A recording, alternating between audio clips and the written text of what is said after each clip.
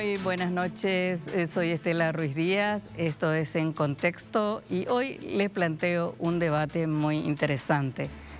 Los proyectos ciudadanos, ¿quiénes están detrás de algunos organismos que piensan un Paraguay diferente, un Paraguay mejor, no necesariamente contrapuesto o en contraposición al gobierno que está enfrente?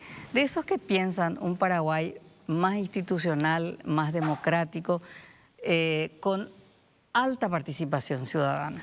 Y para eso tenemos invitados muy especiales. Les saludo en primer lugar a David Riveros de Reacción.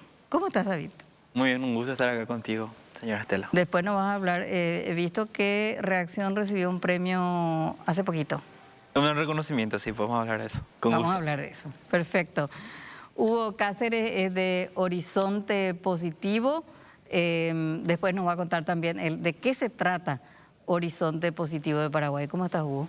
Muy bien, Estela. Realmente un gusto compartir con ustedes. Así que muchas gracias por la invitación. Bueno, y Olga Caballero de Alma Cívica. ¿Cómo estás? Muy bien, gracias por la invitación y muy feliz de compartir con grandes amigos también que venimos trabajando hace mucho tiempo en el sector de la sociedad civil. Bueno, y vamos a empezar contigo. Bueno. Alma Cívica, ¿qué es? ¿Que es una organización política, es una organización ciudadana y a qué apunta?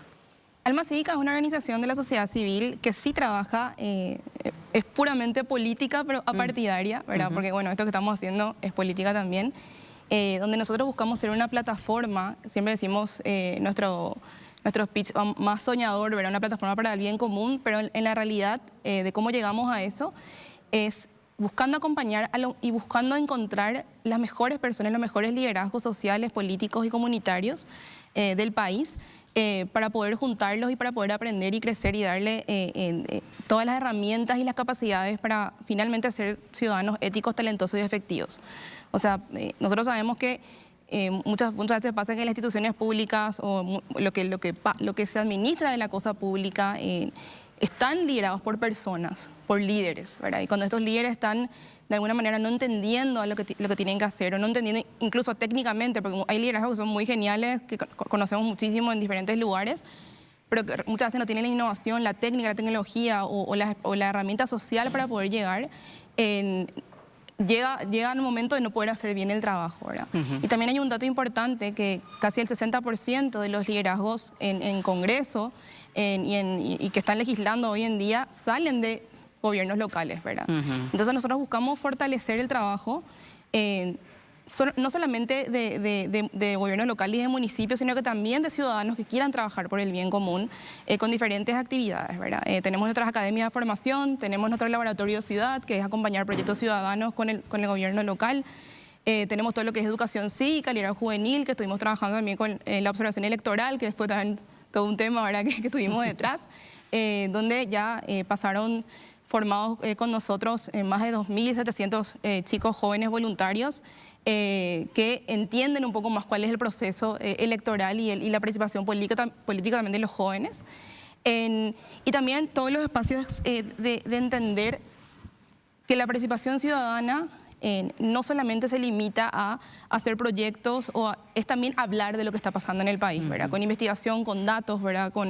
Que entendamos cuál es el país que queremos y hacia dónde vamos y poder instrumentalizar a las personas para poder llegar a eso, ¿verdad?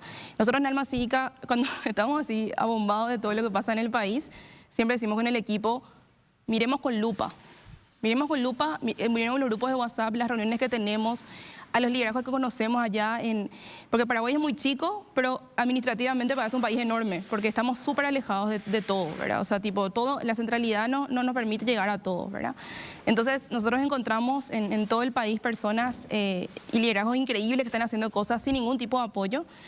Muchas veces desde ninguna plataforma política y muchas veces sí, y personas en el Partido Colorado, en el Partido Liberal que están haciendo cosas geniales realmente y también particulares, ¿verdad? Solo que muchas veces el que quiere hacer bien se cansa, entonces no tiene la fuerza para poder alcanzar muchas veces o poder acompañar ese camino. Y nada, básicamente hacemos eso. Vos interrumpime nomás si es que me voy todo, pero bueno, simplemente decir que sí hay un Paraguay posible. tenemos que unirnos, tenemos que seguir trabajando en una plataforma, ¿verdad? Vamos a seguir charlando sobre este tema. Horizonte Positivo dice colaborar en acortar la brecha entre el Paraguay actual y potencial, leía en tu página web. ¿Cómo es eso, Hugo? Sí, muchas gracias, Estela. Horizonte Positivo es una organización nueva, es una asociación sin fines de lucro que justamente apunta a acortar esa brecha entre el Paraguay actual y el Paraguay potencial. Nosotros queremos contribuir en esto, ¿verdad? Y queremos contribuir como un centro de pensamiento, pero también como un centro de acción. Es decir, a la reflexión agregarle acción y a la acción agregarle reflexión. Y eso se hace a través del diálogo, a través de las alianzas público-privadas, trabajando en las políticas públicas, desarrollando proyectos sociales. Estamos actualmente trabajando, por ejemplo, en algo que llamamos Paraguay Fluye, trabajando con municipios, con líderes municipales, simplificando trámites, digitalizando, mejorando la calidad de atención de la gente, ¿verdad? Y elegimos trabajar con estos municipios porque encontramos líderes jóvenes que quieren transparentar la gestión. Estamos trabajando en un eje social, en formación dual, que es otorgarle a jóvenes su primer empleo, donde se capacitan, donde aprenden con el SNPP, ¿verdad? Por ejemplo, ahora vamos a iniciar el tema de los contratos de aprendices de programación de sistemas. Entonces tienen un trabajo y están aprendiendo igualmente en el SNPP. Estamos desarrollando también un proyecto de economía de apoyo a MIPYMES en productos de las regiones. Vos que sos de Misiones, la lana, por decirte, ¿verdad? Claro. Todos conocemos el ñandutí, pero estamos trabajando en la torta de miel, por decir, ¿verdad? Ayudar a desarrollar. Entonces, a esos estudios que hacemos le estamos desarrollando acción. Pero también estamos trabajando en temas como las reformas, ¿verdad? La reforma del servicio civil como un centro de pensamiento es un tema que estamos mirando. Creemos que hay una oportunidad importante en este momento para Paraguay. Así que esa reforma que nos parece central y otras estamos acompañando. Y el último eje que tenemos es el del red de líderes y visión país, que nos parece clave y que es la esencia de Horizonte Positivo. Por eso trabajamos aquí con mis colegas jóvenes, pero con otras organizaciones, tratando de articular siempre también igualmente con organizaciones de la sociedad civil, del sector privado y también del gobierno, porque es la única forma de construir ese Paraguay que nosotros queremos. David, Reacción dice, innovación y construcción comunitaria para el combate a la corrupción. Y vale decirlo, esto nació en Ciudad del Este. Nació en Ciudad del Este en el 2008, luego de una manifestación masiva anticorrupción que duró casi un mes, movilizando como 3.000 estudiantes. Nuestros primeros 5 años estuvimos ahí reuniéndonos en plazas públicas, en aulas vacías, en los patios de comida, de shopping, tratando de organizar proyectos. Vendíamos pizza para financiar nuestros proyectos anticorrupción que siempre se han enfocado en fortalecer la capacidad de jóvenes estudiantes del nivel medio y universitarios. Y hoy, más de 10 años después, estamos trabajando en Asunción, en Encarnación y en Ciudad del Este, donde está nuestra sede, promoviendo el monitoreo de los fondos que van al sector educativo, ya con impacto medido. En Ciudad del Este mejoramos en 400% la correcta inversión del FONACYT en un periodo de 3 años durante la administración del Clan Zacarías, que no es algo menor y ese modelo estamos tratando de expandir. Nuestro enfoque en general es el de crear dentro de comunidades, especialmente descentralizadas, las capacidades necesarias y ese sentido, esa autopercepción de que la participación ciudadana tiene impacto. Para que los jóvenes desde esa perspectiva, desde ese ángulo, puedan contribuir y sentir que de verdad pueden contribuir a mejorar la inversión que se da en el sector educativo. Ya trabajamos también en el sector salud. Varios años atrás desarrollamos la herramienta oficial del Ministerio de Salud para monitorear la asignación de recursos y servicios públicos en todo el país, que lastimosamente desapareció. Y hoy tenemos esta herramienta FOCO que permite el monitoreo nacional en tiempo real de los recursos del FONACYT en todo el país, que está siendo reconocida mundialmente por su innovación y por su impacto. Hay un elemento común, veo, entre los tres. Trabajan con jóvenes. ¿Es mejor trabajar con jóvenes? ¿Da más gusto, como decían los paraguayos? Para mí es un desafío enorme, pero es también una necesidad, ¿verdad? Tenemos un país de jóvenes donde esa fuerza que tienen ellos y que nos contagian es una fuerza transformadora, Estela. Pero es una fuerza que necesita, para mí, todo el apoyo, la facilitación, la formación, para que ese mentado bono demográfico del que hablamos no se convierta en un bono problemático, no se convierta en una oportunidad perdida. Entonces, un lastre demográfico, dijo alguien alguna vez. Totalmente. Que no se convierta en tenerle a Olga y a David, ¿verdad? Que con la formación que ellos tienen, con las condiciones que tienen, desarrollan un potencial enorme y están haciendo una contribución a la sociedad súper valiosa, ¿verdad? Cuando los jóvenes no tienen esa oportunidad y se convierten en jóvenes que ni estudian ni trabajan, nos significa un problema que se va a hacer cada vez más fuerte, ¿verdad? Entonces, en nuestra experiencia, lo que nosotros estamos viendo es la necesidad enorme de trabajar todos los actores en bienes públicos como la educación, que puedan ser accesibles, no solamente la educación primaria y secundaria, que aunque se transforme se va a tardar 10, 20 años en lograr, sino la educación que va al trabajo, la formación que va al trabajo. Por eso desde Horizonte apoyamos esos temas que tienen que ver con la formación dual. Aparte de eso, como tengo hijos millennials, ¿verdad? Y trabajo con millennials, es todo un desafío, sin duda, ¿verdad? Porque para nosotros y para los hábitos de trabajo que tenemos nos significan ajustarnos, pero personalmente yo disfruto mucho porque aprendo, y eso para mí es muy valioso. Sí. Yo también creo que la juventud, se dice la juventud no participa, no quiere saber nada, y yo creo que no es cierto eso. O sea, yo creo que hay nuevas formas también de participación hoy en día, nuevas formas de hacer, de entregar, abrir estas puertas de oportunidad para la participación. No es porque no se lo da de una forma institucional en un encuentro, en, no sé, justicia electoral o no sé de dónde. Una reunión en la plaza no vale, o una reunión, o un espacio, hasta un debate en Twitter, o sea, puede ser de personas reales, ¿verdad? Pero hay una forma distinta de participación hoy en día también de la juventud que hay que entender. Hoy en día sabemos que los TikTok, no sé, estas cosas, estas herramientas, más allá de lo tecnológico, qué sé yo, de las redes sociales, hay maneras de participación y creo que muchas veces la forma institucional, hoy como está abierta la participación ciudadana en sí, desde mismas las comisiones vecinales y demás, no permite esta nueva forma de participación. Entonces, como que de alguna manera se crean otros nichos, ¿verdad? Y hay que atender eso, hay que atender porque nos enriquece muchísimo como sociedad, estos grupos, estos colectivos de diferentes banderas, diferentes luchas, ¿verdad? Entonces hoy nosotros por lo menos vemos en la experiencia que los jóvenes, los jóvenes, yo entonces soy joven, creo todavía que soy joven, nos comunicamos y los centennials, millennials se comunican de formas distintas, ¿verdad? Y no por eso no es válido y no es importante lo que dicen. O sea, y eso vemos en todos lados. Y David, vos directamente jóvenes secundarios. Nivel medio universitario. Medio universitario. Para nosotros hay tres grandes desafíos en términos de las expectativas, en términos del debate y la participación. En términos de expectativas, el desafío de los jóvenes que crecieron, millennials estamos en el medio, ¿verdad? De lo análogo y lo digital, pero la mayoría de los jóvenes hoy crecieron en un contexto virtual.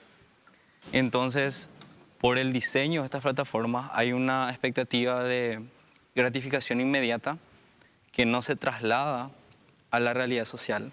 Entonces la expectativa de cambio es inmediata y se piensa, a veces se siente que con una manifestación, con votar, con un video, inmediatamente se van a tener algún tipo de resultado, y olvidamos una historia que es lo que nosotros tratamos de transmitir, de que los cambios sostenibles en el tiempo requieren acción colectiva a largo plazo, compromiso y disciplina. No es un caso aislado, la literatura de la historia mundial nos cuenta eso. Claro. El segundo, que es el debate, las mismas condiciones hacen que el grado de atención, 30 segundos en TikTok, 1 minuto quizás en Instagram y todo el día estar pasando estas cosas, dificultan más el nivel y la complejidad de debate y atención que requiere la democracia. Los debates, las construcciones de políticas públicas, las discusiones complejas que tenemos. El tercero es la participación. Hay muchas formas nuevas de participación, hay un alejamiento de la institucionalidad. Entonces, el trabajo fuerte es tratar de pasar de estas nuevas formas de participación, son válidas. Ahora, nosotros tratamos de enseñarles que aunque sean válidas, no van a tener impacto en una democracia si es que no encuentran canales institucionales. Y los canales institucionales dentro de nuestra democracia no pueden adaptarse al mismo ritmo de la tecnología. Tenemos instituciones democráticas que son todavía del final del siglo XIX, que trabajan y que entran en conflicto con tecnologías que son del siglo XXI. Y esa brecha, transmitir esa brecha de una forma que los chicos y chicas de hoy entiendan que su participación vale, pero que hay ciertas condiciones y que la búsqueda de esta pureza que se encuentran en los medios y demás no es lo mismo cuando hablamos de democracia. Esos son los grandes desafíos.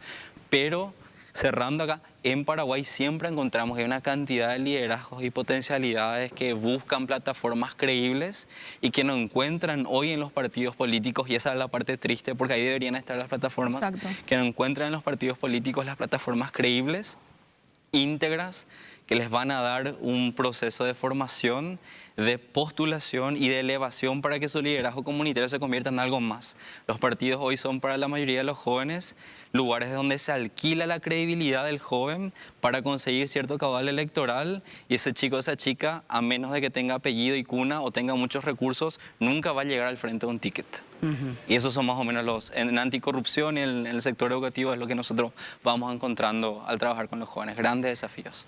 Tienen, leí en alguna parte que los millennials son menos democráticos. ¿No? ¿Qué piensan de la democracia? ¿Qué es para ellos la democracia? O sea, entendida en un concepto liberal, diríamos que es un poco lo que viene rigiendo en el mundo hace mucho tiempo. Pero quizás más allá de la definición, ¿qué esperan los jóvenes de la democracia, Hugo? Cuando vos le decís, bueno, cuando hablan de estos temas, o se habla de la democracia entrando por otros canales, por ejemplo, por sus derechos, por llamarlo de alguna manera. Yo creo que primero es muy importante decir que Paraguay, de acuerdo a la última encuesta del Latinobarómetro, es de los países que menos valor le da a la democracia, ¿verdad? Y de eso no escapa la población joven, ¿verdad? Entonces, no es que hay una diferencia en ese tema, ¿verdad? Y esa es una señal de alarma, ¿verdad? Creo que Olga y David citaron muy bien el tema de participación real a la que los jóvenes se sienten llamados en la democracia, que no es estar comunicado, que no es recibir videos, sino ser parte de algo y ser parte de algo sustantivo. Por eso hay muchos jóvenes, y a mí me alegra muchísimo que están en la sociedad civil, porque encuentran causas donde, aunque sea en pequeño, pueden hacer una diferencia, ¿verdad? Cuando el Estado no funciona y cuando las necesidades básicas no son cumplidas, pues hay una gran decepción, ¿verdad? Y no hay conexión para decir qué me puede motivar a mí a votar, ¿verdad? Y creo que hay una decepción en ese sentido que no es solamente de Paraguay, yo creo que es a nivel internacional. No es que en Paraguay los jóvenes voten menos, este es un tema global, me parece, ¿verdad? Así que esas nuevas formas de participación que decía David me parecen valiosas, y reencantarnos con la democracia cumpliendo las promesas como sociedad, ¿verdad? Porque si no, la democracia misma se va a venir a menos. Y la participación de los jóvenes se va a diluir también, ¿verdad? Un presidente como Bukele tiene tantos simpatizantes jóvenes y no jóvenes, con un estilo casi dictatorial para mí, ¿verdad? Porque está cumpliendo una serie de promesas que está haciendo, ¿verdad? Entonces, mucho ojo con esos temas, ¿verdad? Y el valor que tenemos jóvenes y democracia con un contenido, con una entrega de bienes públicos para la gente. Creo que no sé si hay otro camino en ese sentido, ¿no? Justamente nosotros hicimos un experimento Sí. con el equipo de Alma Cívica. El experimento era ir a una plaza pública a preguntarle a 3 personas y buscamos jóvenes, ¿verdad? Tipo, sí, igual le hicimos a todo el mundo, pero ¿qué era la democracia para esta persona, ¿verdad? Y era increíble, o sea, en serio, creo que preguntamos a unas 50 personas, ¿verdad? Porque hicimos todo un focus group y después hablamos todo. Incluso estábamos con pasantes de Estados Unidos, de una universidad, que de los 50 que respondieron, en serio, 3 entendían realmente, aprendieron lo que es aprender, ¿verdad? O sea, tipo, agarraron lo que es el concepto de la democracia como algo suyo, ¿verdad? Todos los otros nos respondían como, no, ese es todo corrupto luego. No, yo no me meto, yo estoy acá bien, o sea, no quiero... Y yo trabajo todos los... Te dan respuestas así que no tenían absolutamente nada que ver, y ahí te das cuenta el no entender en tu vida diaria como una democracia que no se está ejerciendo realmente con sus valores y con todo lo que busca la justicia social, los derechos humanos, y más nuestra democracia que está basada en derechos humanos, en la Constitución Nacional. Te das cuenta así que hay una completa desvinculación, ¿verdad? Y justamente, así como el estudio del barómetro, también hay un estudio que habla que nuestra educación cívica en Paraguay está en el penúltimo lugar en la región, porque la democracia vos no podés enseñar en el aula. O sea, vos no ponés democracia a 2 puntos en el pizarrón. Es hacer ejercicios, debates, conversar, entender, a ver, defender esta botella y defender esto, o sea, entender el diálogo crítico, el diálogo constructivo, ¿verdad? Y no hay eso. O sea, es más, hace poco tiempo, no sé, capaz David puede saber más, o hubo también el ámbito de educación, creo que ya no es más ni siquiera ¿cómo se dice? Obligatorio, la educación sigue como opcional en sociales, algo así. Y nosotros tenemos cantidad de chicos, o sea, para estas últimas elecciones, porque la observación electoral no solamente es ir a observar, sino que también hay una serie de capacitaciones que arrancan ya 2 meses antes de formación cívica. Tuvimos 800 chicos que vinieron así de arriba. Después pautamos para que llegara más, ¿verdad? Y después igual no pudimos hacer bien como queríamos, pero... Es increíble la necesidad de encontrar estos espacios para poder hablar, Y chicos, uno salía, yo quiero ser presidente luego, así tipo uno decía.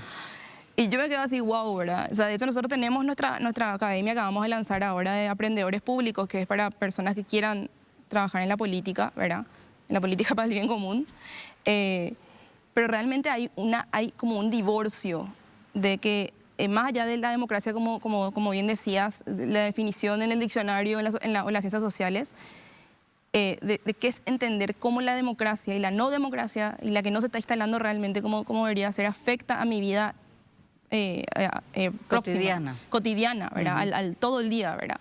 Y los chicos, por ejemplo, de Estados Unidos, cuando hicimos, nos decían que, bueno, estaban estudiando luego sobre temas de democracia. Me impresiona ¿Cómo no sabe esa señora, o sea, una chica que vendía yuyo, que es su vida, ¿verdad? Con todo lo que es el valor de su trabajo, claro que sí, está completamente relacionada a esto. Y ese camino... Claro, no conecta. No, ¿verdad? O si no, directamente democracia es igual a política, o directamente a partidos políticos, o a ladrones, o a corrupción. Entonces, o meramente elección. Y estamos hablando, claro, o solamente elecciones, ir a votar, pero como decía David, también ese tema de lo instantáneo, ¿verdad? No, entonces ya no construyo esto, ¿verdad?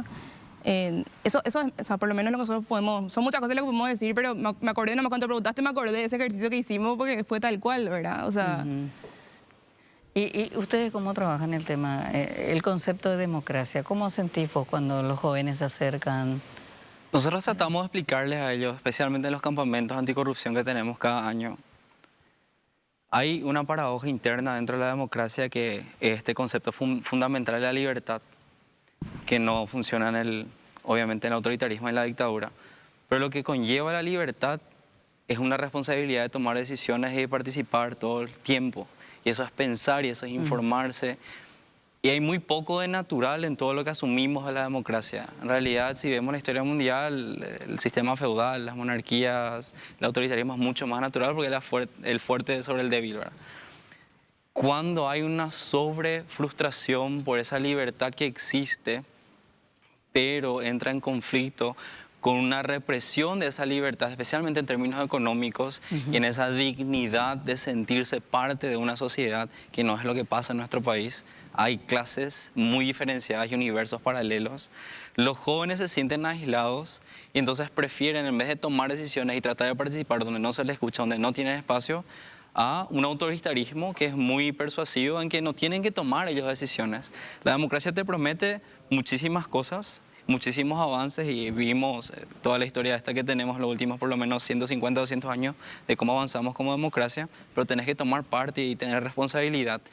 Y es muy frustrante ese proceso, porque en democracia se respiran conflictos y negociaciones y toma tiempo, en dictadura no.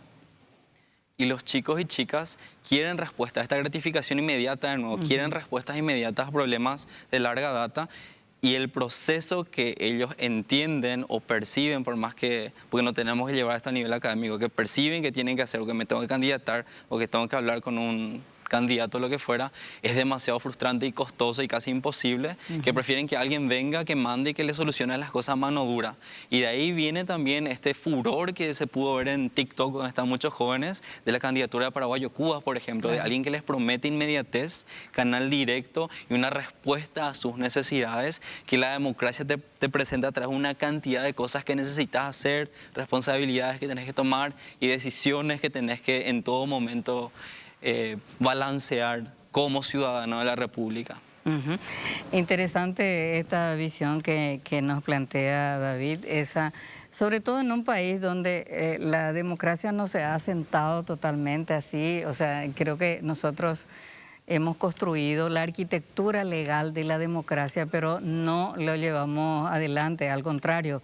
Hoy están en crisis varias instituciones de la Constitución del 92, como el Consejo de la Magistratura, el Jurado de Magistrados, la Contraloría General de la República, etcétera, etcétera, que se armaron, diríamos, como para sostener una visión democrática, pero no ha cambiado ni los políticos ni la visión política, diríamos. Pero de eso vamos a seguir hablando. Ahora vamos a una breve pausa. Bien, continuamos aquí en Contexto con Hugo Cáceres, director ejecutivo de Horizonte Positivo, Olga Caballero, directora ejecutiva de Alma Cívica, y David Riveros, experto en desarrollo, sobre todo de anticorrupción, y trabaja con los jóvenes, directivo de Reacción. Me gustaba esa parte que al final hablabas, David, con respecto a ese encantamiento que tuvo Paraguayo Cubas con los jóvenes, porque hay que darle, creo que fue una candidatura que sorprendió y sobre todo a los jóvenes, esa atracción que sintió, porque las instituciones no responden a las necesidades de los jóvenes, y más que a necesidades también me parece a mí a horizontes, a sueños, porque los jóvenes pues tienen sueños, ¿verdad? Pero finalmente estamos empantanándonos en necesidades básicas, finalmente a gente a la que no le resuelve necesidades básicas. Paraguayo Cuba es de Alto Paraná, de Ciudad del Este, sí. Lo conoces bien. Una de nuestras joyas, sí, ya me tocó debatir en una plaza pública con él sobre temas y con jóvenes ahí alrededor. Decíamos, ¿verdad? Antes estábamos hablando, yo creo firmemente que cuando la máxima expectativa de nuestra ciudadanía sigue por debajo del mínimo de dignidad, y repito esto, la máxima expectativa que tiene nuestra ciudadanía de lo que hace el gobierno, de cómo debe funcionar, está todavía por debajo del mínimo de dignidad humana, esa frustración es un potencial de renta que extraen candidatos autoritarios o partidos clientelistas.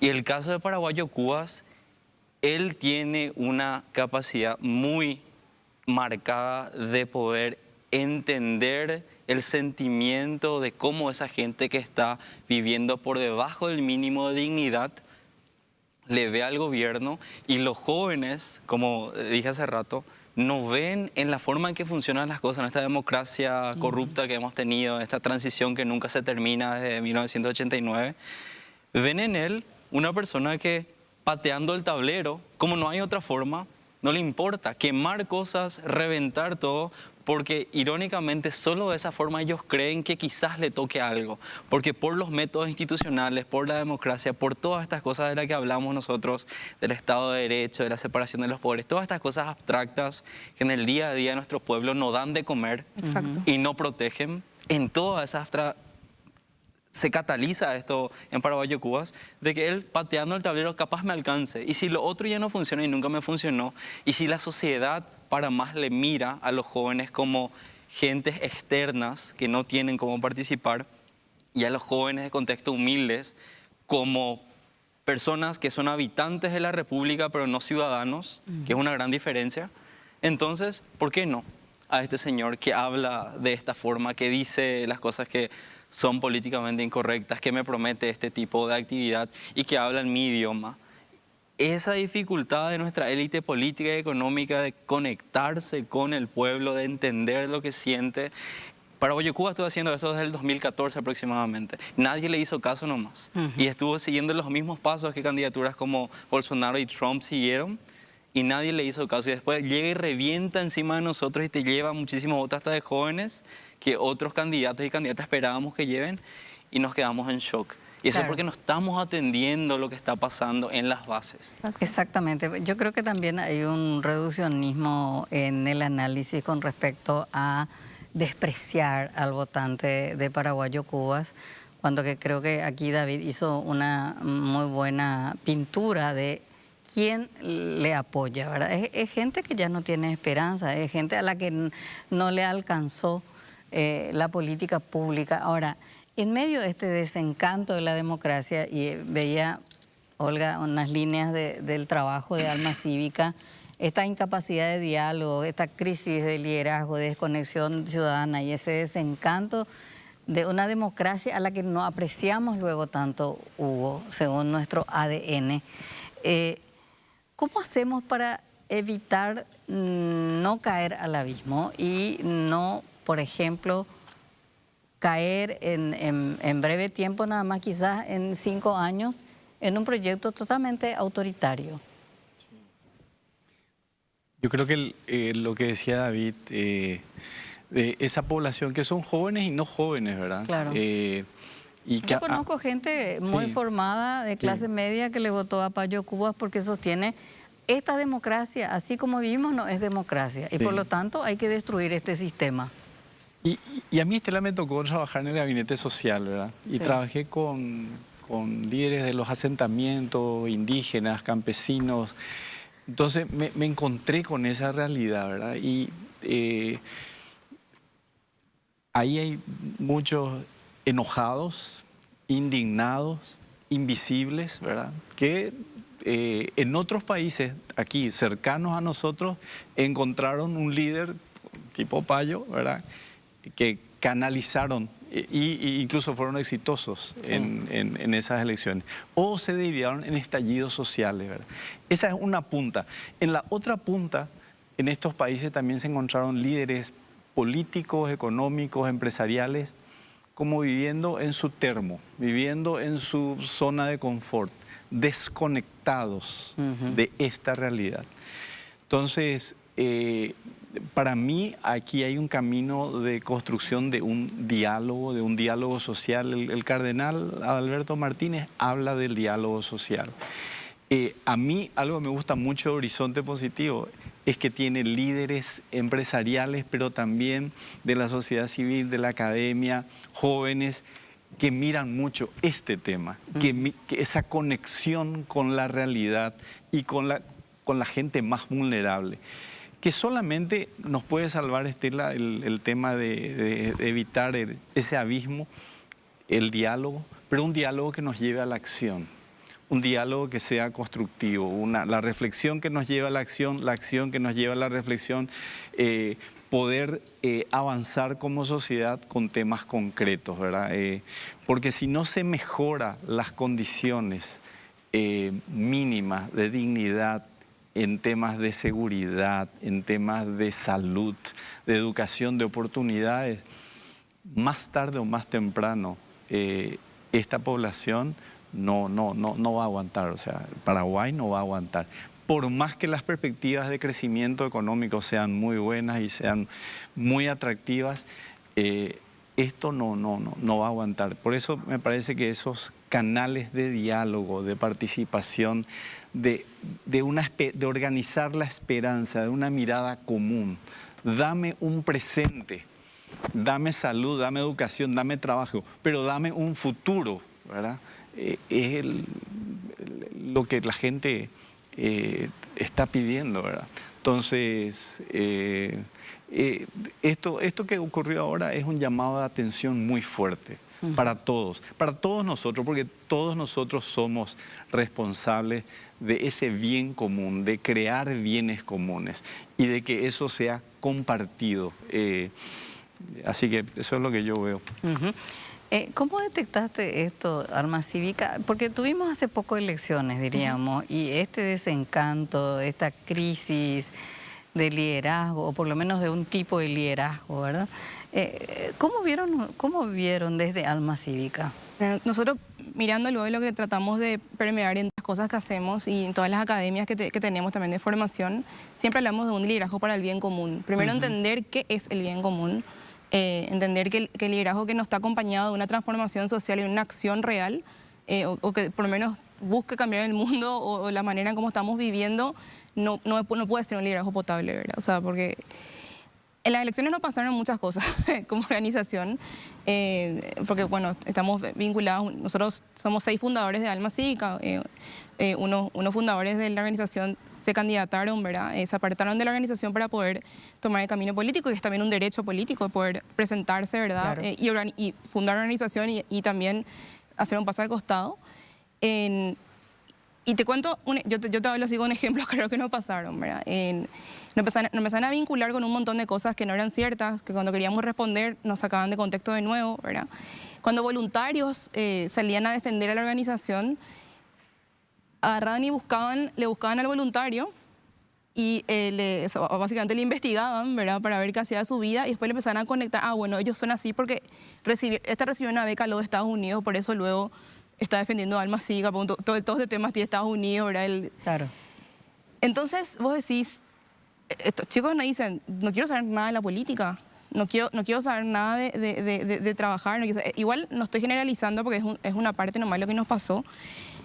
Pero por otro lado vemos chicos que nos dicen que se fueron a ser observadores a pesar de todo lo que pasó, porque es un derecho constitucional, que nos dicen, no quiero dejar de hacer esto. Yo no sabía que esto yo podía hacer como ciudadano. Yo no sabía que tenía esta oportunidad de poder estar presente, de entender que se tiene que observar que la mesa se tiene que abrir a las 7, porque si no, el ciudadano que está enfrente puede abrir la mesa, o sea, porque es la ley electoral, ¿verdad? Que muchas cosas yo aprendí en este camino también de decir de mis propios derechos que yo no sabía, ¿verdad? Entonces, en este ataque, ¿verdad? Que vos decías, ¿cómo no llegamos a este autoritarismo? ¿Cómo no este poner trabas a la participación, el dar 1000 vueltas para relacionar todo luego con algo político nomás luego, ¿verdad?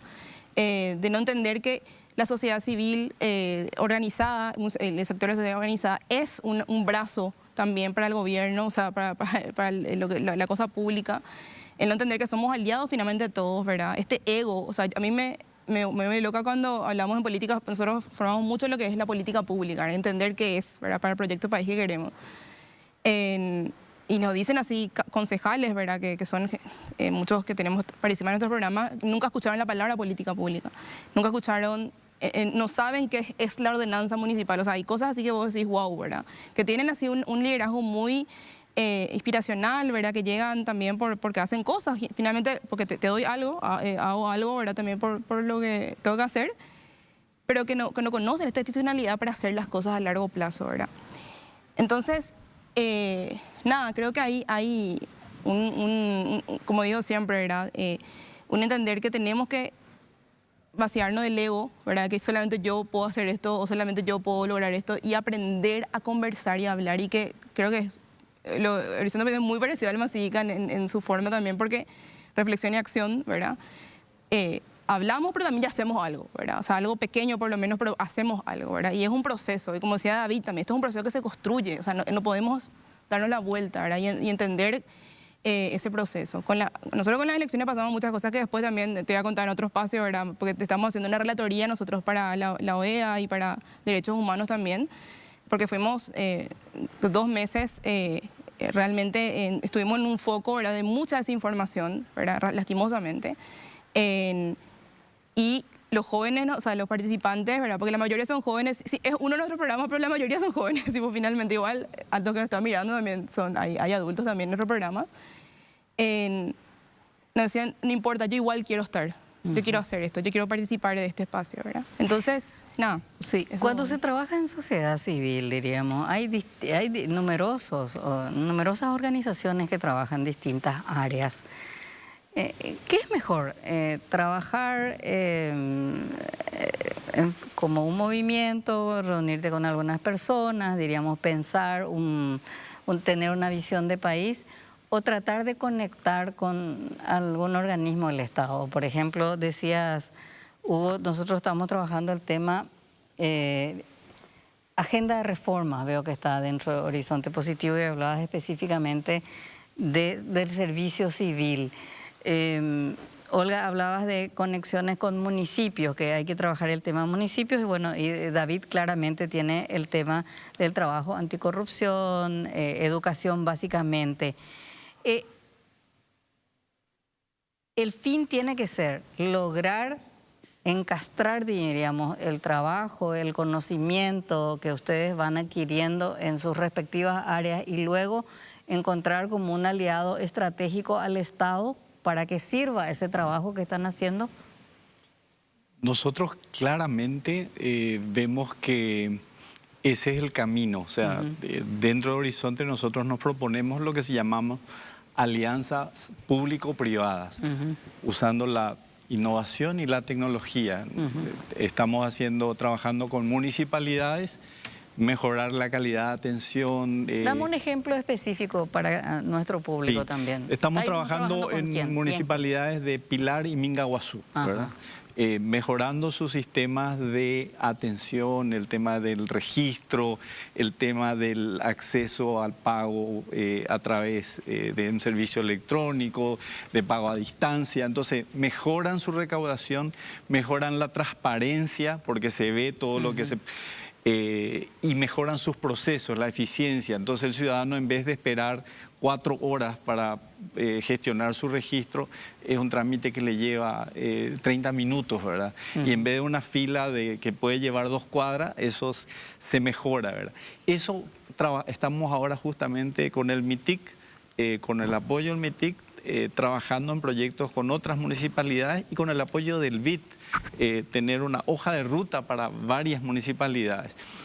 Para que pase esto, Estela, se necesita voluntad, ¿verdad? Es fundamental. Si no hay voluntad, me pueden decir, sí, quiero hacer, pero no pasa nada. Entonces, por eso elegimos algunas municipalidades que pueden ser un piloto. Pero para hacer más gráfico todavía este ejemplo de la importancia de trabajar lo público y privado, ayer yo veía que el presidente electo fue a la Costanera Sur y se reunió con el padre Velasco en el Bañado Sur. CANSAT es una organización que tiene como 70 organizaciones sociales ahí. Pero si no trabajan con el Ministerio de Obras, con el Ministerio de Vivienda, con el Ministerio de Desarrollo Social, etc., ahí es donde se da una diferencia y donde se genera ese capital social que hace una diferencia. Y eso es muy valioso. Y esa misma costanera, una mala costanera norte, no hay esa organización. Y eso te marca una diferencia muy grande. Por eso nosotros creemos en la alianza pública y privada, usando la innovación y la tecnología concretamente, ¿verdad? Otro ejemplo, te doy un último ejemplo, la formación dual que estamos haciendo es con el SNPP, el Ministerio de Trabajo, ¿verdad? Ellos proveen la capacitación, los recursos a través de un programa, pero la empresa privada es que da el trabajo, invierte los recursos, le ofrece un mentor. Entonces, después de 2 años tenés un joven que tiene una profesión, que puede defenderse en la vida. O sea, si esto nosotros lo multiplicamos, estamos haciendo una transformación en lo que se llama la educación para el trabajo, que es fundamental para nuestro país. David, la transparencia es lo que menos le gusta al político. Pero o sea, irónicamente, la transparencia sí le gusta a cierto sector del funcionariado público. Antes de llegar a eso, en nuestro país, servir, ayudar, está tan relacionado a un interés privado tuyo que cuando nosotros nos vamos a comunidades educativas, en Asunción, en Ciudad del Este, en Encarnación, no importa. La gente toma mucho tiempo en confiar en tu trabajo porque creen que vos vas a... ¿Dónde está la joda? ¿Cómo vas a aprovecharte de venir a ayudarme y de qué partido político sos? Eso es normal que nos pregunten a nosotros. Y en esa sospecha, la misma cosa que pasa con la ciudadanía pasa con el sector público. Nosotros trabajamos y colaboramos con la Dirección Nacional de Contrataciones Públicas y con el Ministerio de Educación. Tomó años desarrollar una relación de conflicto constructivo en el que el Ministerio de Educación sabe que nosotros cuando tenemos que exponer irregularidades de A o B caso, o la Dirección Nacional de Contrataciones Públicas lo mismo, sabe que vamos a dar el palo, golpear o trozar, como se dice cuando corresponde, pero que estamos ahí para apoyar. Y un ejemplo clarísimo de eso durante la pandemia fue que nosotros viralizamos una infografía en el que el entonces ministro Peta aparecía como payaso, pintado por cosas que había dicho, que ahora no son relevantes. Y esa misma semana, mientras eso corría y la crítica corría, nosotros nos reuníamos de 8 de la noche a 10, 11 de la noche con direcciones del Ministerio de Educación acá en Central para hacer reformas de lo que eventualmente permitiría la transparencia en lo que es la inversión del FONACYT a nivel nacional y en cómo se deberían invertir estos recursos. Hay burbujas de funcionariado público que se están matando y haciendo el trabajo de 3 personas y no tienen los recursos para hacer. Los planilleros también existen. Y esas burbujas, no solo de innovación, sino de compromiso, son inspiradoras. Y cuando le traes a la gente, cuando la sociedad civil pasa de criticar a tratar de construir y a entrar a sentarse en la mesa, nosotros en reacción ganamos mucha más humildad, porque desde lejos uno puede asumir muchas cosas y pegar por muchas cosas que cuando está de cerca recién ve que son necesidades, que no hay el apoyo político en el caso del ministro, la ministra o la línea política no va por ahí y entiende esas limitaciones, pero que no es cierto que las direcciones no están intentando hacer, de innovaciones que se están dando, que nadie visibiliza en los medios o que no tienen apoyo del sector privado para poder correr, y ves mucha creatividad. Entonces en lo político sí, cierto, la transparencia siempre es un problema, a menos que se convierta en la espada de doble filo que se convirtió en los últimos 5 años, que me parece que fue lo que pasó con la Ley de Acceso a Información Pública, que cada vez tiene menos fuerza. Y en ese momento, con la transparencia, ni con evidencia, ni con la solicitud que te responden, vos la agarrás y le denuncias a alguien. Y aún así después sale impune. Eso es pisarle la cabeza al ciudadano, porque es decirle, ni con tu evidencia, ni con tu solicitud de acceso a información pública, ni con todos los contratos que me traiga acá, yo voy a salir impune y sé que voy a salir impune. Y por ese tipo de cosas, jóvenes participan menos. Cuando ven ese tipo de impunidad, eso es lo que desincentiva y aliena la participación de la juventud y de la ciudadanía en general. Hubo un debate ahora en las elecciones que hubo como un foco contra las organizaciones civiles, ¿verdad? Como un enemigo electoral. Eso se detectó, diríamos, hubo como un discurso de las ONGs que tienen dinero afuera, que vienen a destruir nuestra cultura, nuestra visión, nuestro ser paraguayo. Y cuando uno empieza a mirar cuáles son esas organizaciones, hay como una coincidencia en el sentido del fortalecimiento de la democracia. Cada uno como que tiene su propia visión. Yo quiero hablar justamente de eso, porque ahora tenemos que hacer otra vez, ¿verdad? Un pequeño corte. A la vuelta de la pausa, ¿cómo ustedes están viendo cómo miembros de organizaciones civiles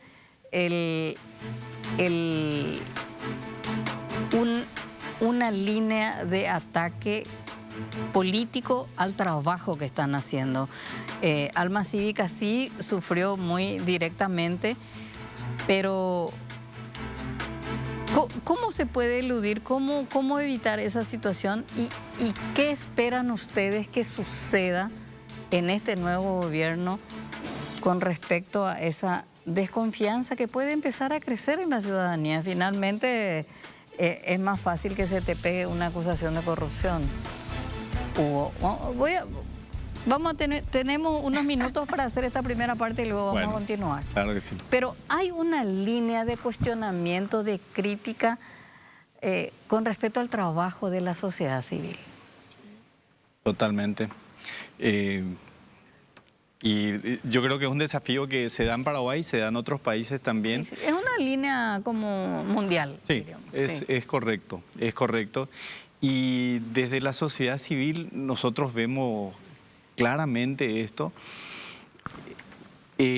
Por una parte puede ser bien intencionada o mal intencionada, informada o desinformada, pero con la humildad que dice David, nosotros miramos para adentro y decimos, tenemos que fortalecernos, capacitarnos, certificarnos y diferenciar unas y otras, ¿verdad? Porque existen organizaciones que son de la sociedad civil y que están conectados a sectores políticos y que realmente se prestan a la corrupción. Y yo conozco montones de organizaciones de sociedad civil que con recursos o sin recursos están haciendo una obra extraordinaria, ¿verdad?, en favor de la sociedad y en favor de los sectores más vulnerables. A veces sin recursos, o sea, me consta, trabajando con sectores campesinos, indígenas, asentamientos, yo tengo una gran admiración. Ayer lo del padre Velasco, por no ir lejos, ¿verdad? Claro.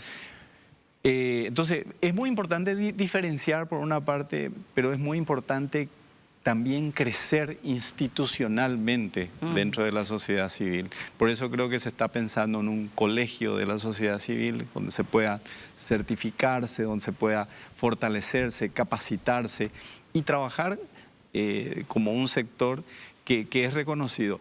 No hay que pensar en las ONG solamente como organizaciones vinculadas a propósitos y fines específicos de educación, salud, etcétera. Las educaciones del barrio son de la sociedad civil, Claro. Los de la iglesia son de la sociedad civil, de mi club Cerro Porteño son de la sociedad civil, empresarios también. Y ese tejido social es fundamental para el país y es mentira que se diga que esto solamente es necesario porque el Estado no funciona. No, yo viví mucho tiempo en el exterior. Las sociedades que más se desarrollan tienen una riqueza en su capital social y en este tipo de organizaciones, en la universidad, en la iglesia, en las organizaciones que están vinculadas a temas políticos, económicos, medioambientales. Eso es lo que hace una diferencia, Estela. Y en Paraguay también necesitamos crecer en institucionalidad en este sentido. Bueno, te advierto nomás que cuando plantees bien el tema de reforma del servicio civil vas a tener un poco de problema. Pero ahora vamos a una breve pausa y luego continuamos con Olga y con David. Con este mismo tema y cómo creen que se viene esa relación en el contexto del nuevo gobierno. Bien, Hugo Cáceres recién nos decía, hay que potenciar el capital social. El capital social pasa desde las ONG, pasa por los gremios, pasa por cualquier organización religiosa, deportiva, clubes, empresarios, etcétera, etcétera. Y eso debería ser una alianza estratégica de cualquier gobierno, municipal, regional, nacional. Pero hay, decía hace rato yo, hay como una línea de ataque contra algunos sectores de la sociedad civil, por lo menos. Creo que en tu caso, David, no es tanto porque creo que hay como un consenso social que hay que combatir la corrupción.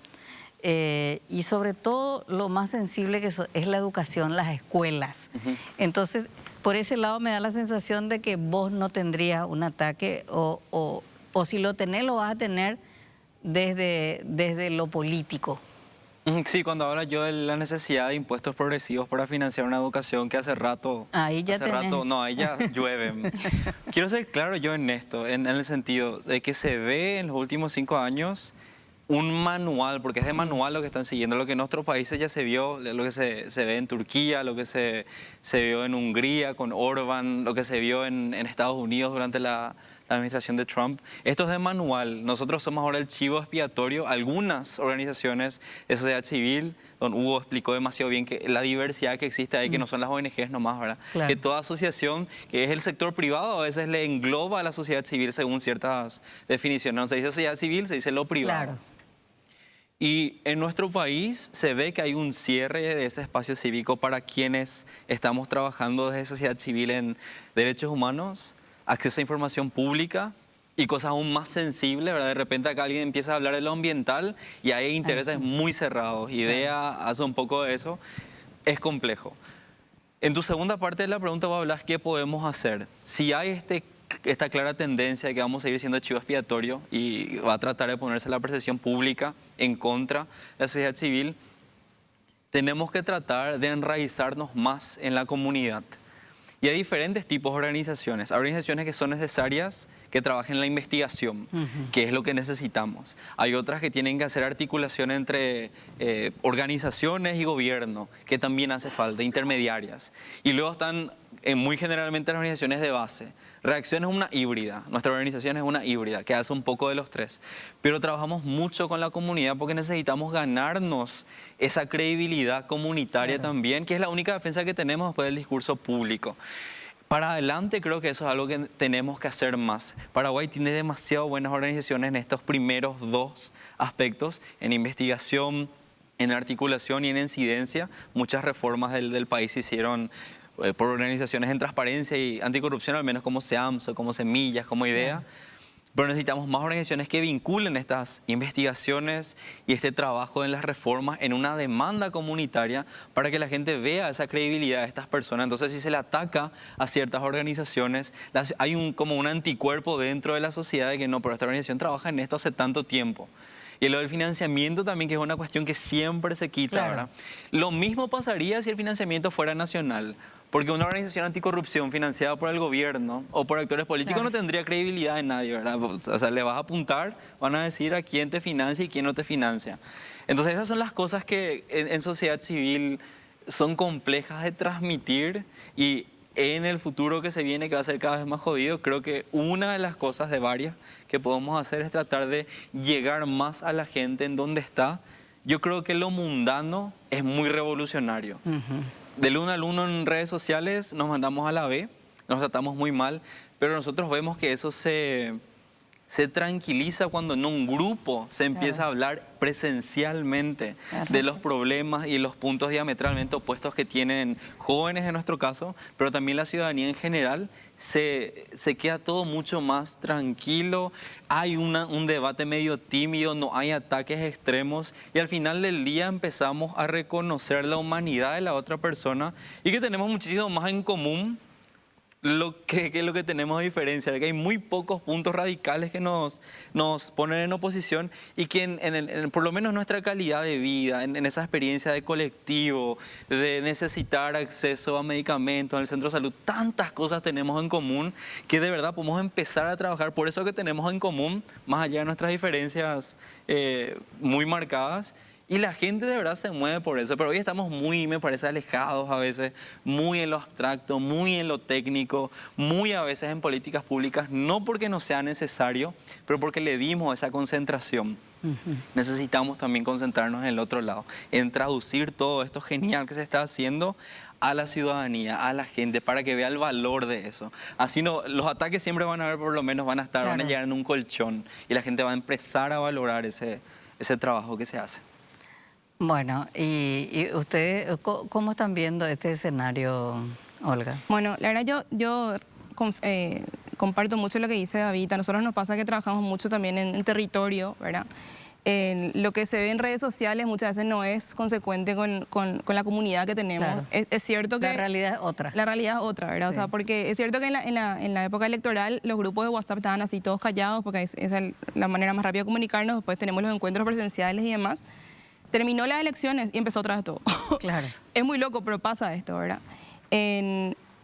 Yo creo que el nuevo gobierno, o sea, esta nueva administración, ¿verdad? Tiene que considerar, ¿verdad?, que el sector está para servir al bien común. O sea, nosotros somos también brazos de este país. O sea, así como ellos son los ministros, nosotros somos brazos también, ¿verdad? Entender que no somos enemigos de nadie. Entender que la discusión y la conversación, el diálogo está demasiado polarizado. Es mucho más fácil poner en bolsas las cosas que sentarnos a hablar de las cosas reales, ¿verdad? Es mucho más fácil hablar de ideología, no sé qué, no sé, Almacid Callara no sé qué luego, o sea, hasta plata de Soros no sé qué recibimos jamás, o sea, que no, yo siempre le digo, que avise Soros cuando mandó el cheque, ¿verdad? Porque siempre hay así como que blanco, negro, si vos trabajas con esto ya quieres papá, mamá, que no sé qué, o sea, realmente está todo tan polarizado y tan etiquetado que es demasiado difícil llegar a una conversación.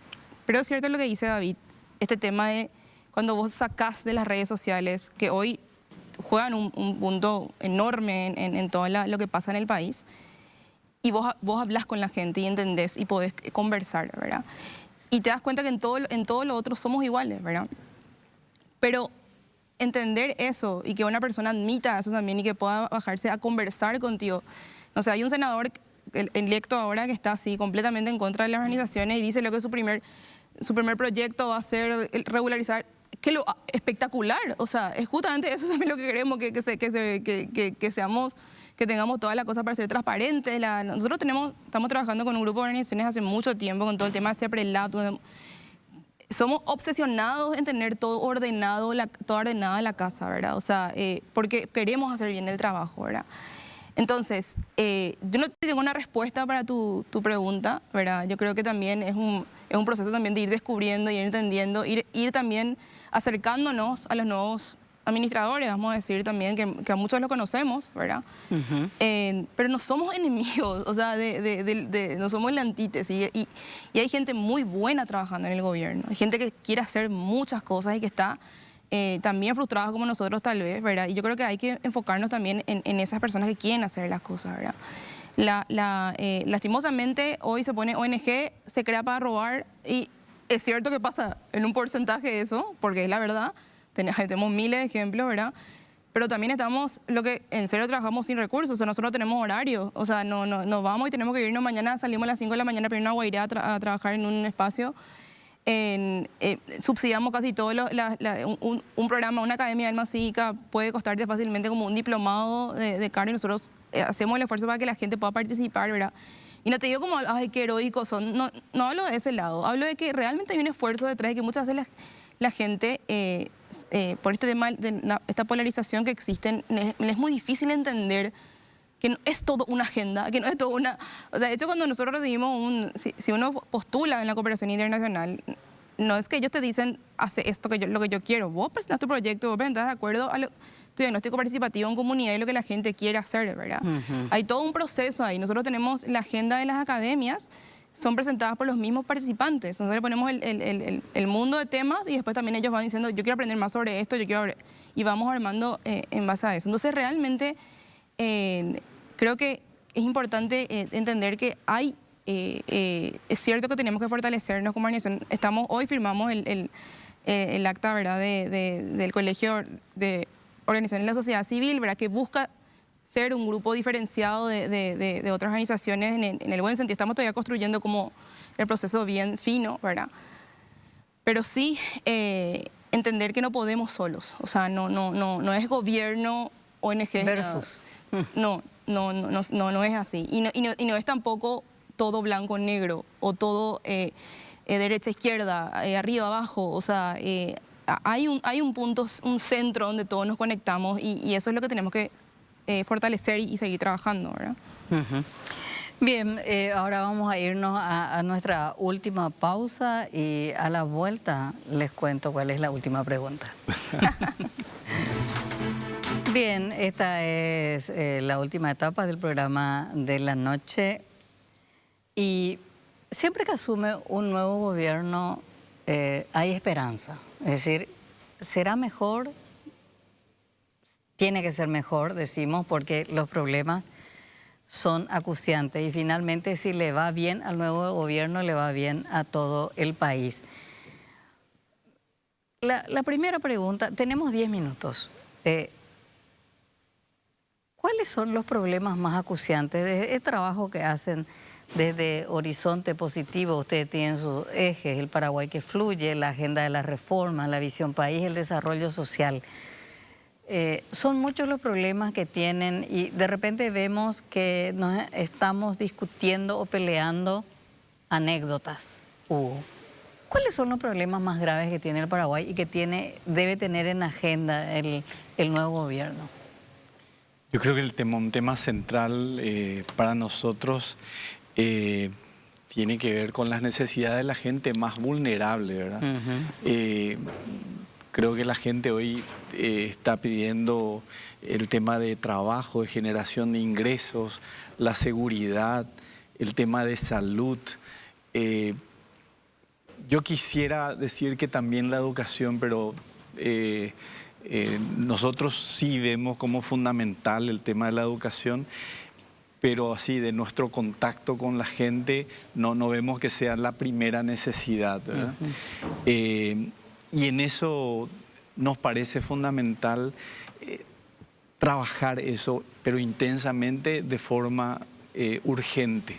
No dejar, y por eso mi llamado es de unir el trabajo de la sociedad civil y el sector público. O sea, los enemigos que nosotros tenemos no son ONG o el Congreso o el Poder Judicial o el Poder Ejecutivo o el gobierno que pasó. No, es la pobreza, es la desigualdad, es el narcotráfico, es la inseguridad, es la falta de salud. O sea, esos son nuestros temas, ¿verdad? Y son necesidades básicas, no es muy complejo. Cuando en un país 1 de 4 paraguayos está en situación de pobreza y muchos en situación de pobreza extrema, pues es una alarma. Cuando hay niños en la calle es una alarma, ¿verdad? Cuando hay problemas de desnutrición es una alarma. Entonces, por ahí tiene que estar nuestra acción, ¿verdad? Ahora, yo quiero ir a un tema que hablamos poco, ¿verdad? O dijiste la reforma del servicio civil. Si nosotros no cambiamos, no mejoramos nuestro modelo económico, el modelo de desarrollo, nuestro crecimiento va a ser limitado. Pero si no hacemos las reformas que se necesitan en Paraguay, también vamos a hipotecar nuestro futuro. Y ahora tenemos una ventana de oportunidad y desde Horizonte nosotros miramos eso. Una reforma que miramos es la reforma del servicio civil, porque nos parece clave y transversal para todo el funcionamiento del Estado. Es un tema de dignidad. No es un tema que va a afectar los derechos de los funcionarios que están hoy. O sea, yo fui funcionario público, tengo un gran respeto a muchos funcionarios públicos y admiración también. Pero necesitamos mejorar la condición de acceso de los concursos, el tema de fiscal. No se pueden agregar funcionarios públicos en cualquier momento, en cualquier lugar. Y tiene que haber un ente rector que realmente ayude a mejorar la administración del funcionariado público. Y eso hoy no está funcionando. Paraguay avanzó en esto, pero necesitamos dar un avance. Así como la reforma del servicio civil, hay otras reformas que son claves para nuestro país y que se vienen, ¿verdad? Ojalá tener la oportunidad de dialogar, hablar, consensuar y avanzar. ¿Tenés confianza en el nuevo gobierno? Yo tengo confianza en que se puede mejorar y que trabajando juntos, sector público y sector privado, nuestro país puede mejorar, Estela. Olga, ¿cuáles son los problemas? Desde Alma Cívica, diríamos, si tuvieras que hacer una listita rapidita así. Y lo último es si tenés confianza de que este nuevo gobierno puede cambiar las cosas. Nosotros encontramos realmente esta crisis de liderazgo virtuoso pensado con una visión colectiva de lo que está pasando, de poder dar soluciones rápidas a lo que ocurre realmente en el día a día de todos nosotros. En esta burocracia tal vez, de estos instituciones del Estado o servicios públicos que son muy lentos, que no llegan, que llegan a cuentagotas, ¿verdad? Y nos encontramos con personas que quieren aprender a hacer este proceso, que quieren aprender a entender cómo pueden, qué tecnologías pueden trabajar, cómo pueden facilitar esto. Pero ¿qué pasa? Se llega con esta cosa que vos también hablabas, Hugo, el tema de esta reforma, ¿verdad? De procesos, de institucionalidad que tiene que hacer que las cosas pasen más rápido, ¿verdad? Nos encontramos con personas con mucha voluntad, pero sin herramientas para poder lograr esto, ¿verdad? Nosotros tenemos un laboratorio de políticas públicas, ¿verdad? Donde cada concejal presenta un proyecto de lo que quiere trabajar, pero para poder presentar ese proyecto se le acompaña con un mentor, con un experto, ellos tienen que hacer una consulta ciudadana y un trabajo de entender si realmente es pertinente para lo que su localidad necesita, ¿verdad? No es que se me ocurrió nomás hablar de género, no sé, y de algo que quiero poner, sino que realmente sale de una consulta ciudadana de diferentes maneras, diferentes niveles y procesos comunitarios, ¿verdad? Pero cuando queremos llevar eso a un proyecto de política pública, o sea, llevamos hasta la Junta, la acompañamos hasta ahí, después ya va solo él con su movimiento político, o sea, con toda la gestión política que tiene que hacer para llegar a eso, nos enfrentamos con este tema de la burocracia o del proceso lento, ¿verdad? Nosotros tenemos, es cierto, las instituciones son deficientes, o sea, no están respondiendo realmente porque hay niños en la calle, ¿por qué pasa esto? Hay una deficiencia realmente, ¿verdad? Y creo que estamos muy lentos en ese proceso de entender que hay una emergencia. O sea, yo también fui también directora de Techo Paraguay, nosotros veíamos una emergencia de la pobreza y de una respuesta teníamos una política de vivienda que quedó encajonadísima, ¿verdad? Que hablaba de un montón de cosas que hasta ahora no se están logrando, ¿verdad? Entonces, es como que todas las ideas de la innovación están muy ahí fresco, pero va muy lento lo otro. Nosotros nos encontramos eso con los participantes, personas que no tienen espacios para poder formarse en relación a lo que es la política, más allá de lo que los partidos políticos puedan ofrecer como tal.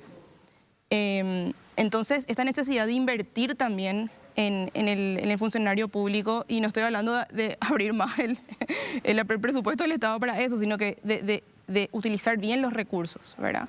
Y capaz sí hay que invertir en algunas ciertas cosas más, ¿verdad? Nosotros siempre decimos, buscamos el ciudadano ético, talentoso y efectivo. Para ser ético, ¿qué tenés que ser?